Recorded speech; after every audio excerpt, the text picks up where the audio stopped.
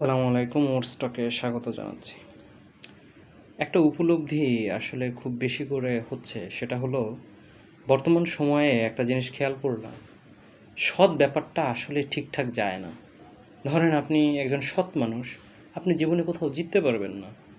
আপনি আপনার ব্যক্তিগত জীবনে যাকে ভালোবাসেন, আপনার সেই রিলেশনশিপ আপনি সৎ আছেন, এই রিলেশনটাকে আপনি বাঁচাতে পারবেন না।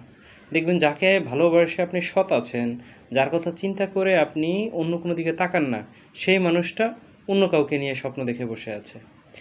আপনি সৎভাবে একটা চাকরি করবেন, আপনার শত্রুর কোনো অভাব হবে না। আপনি সৎভাবে ব্যবসা করবেন, ব্যবসা করে আগাতে পারবেন না, বিপরীত মেরু থেকে আপনাকে টেনে ধরা হবে। আপনি ফ্যামিলিতে, নিজ ফ্যামিলিতে আপনি সৎ কথা বলবেন, সত্য কথা বলবেন, সৎভাবে চলবেন, আপনার ফ্যামিলি মেম্বারদের কাছে আপনি ভালো হতে পারবেন না। আপনার বাবা মা আপনাকে ভালোভাবে নিবে না, আর ভাই বোনরা আপনাকে ভালোভাবে অ্যাকসেপ্ট করবে না।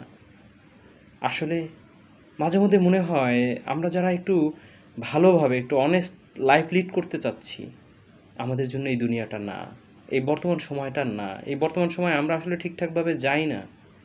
আমরা সবথেকে বেশি আঘাত পাই কোথায় জানেন? যেখানে আমরা সবথেকে বেশি সৎ, যেখানে আমরা সবথেকে বেশি অনেস্ট, সেখান থেকে আমরা সবথেকে বেশি আঘাত পাই।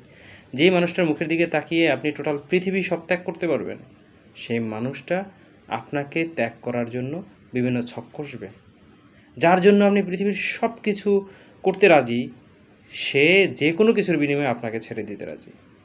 আসলে সময় খারাপ, নাকি এই কনসেপ্টটা খারাপ, এটা বোঝা একটা বড় একটা গোলক ধাঁধায় পরিণত হয়েছে। সত্যি এই বর্তমান সময়ে মেবি আর চলছি না। এই বর্তমান প্রজন্মের সাথে, বর্তমান সময়ের সাথে, এই যুগের সাথে মনে হয় আর তাল মিলিয়ে চলতে পারছি না।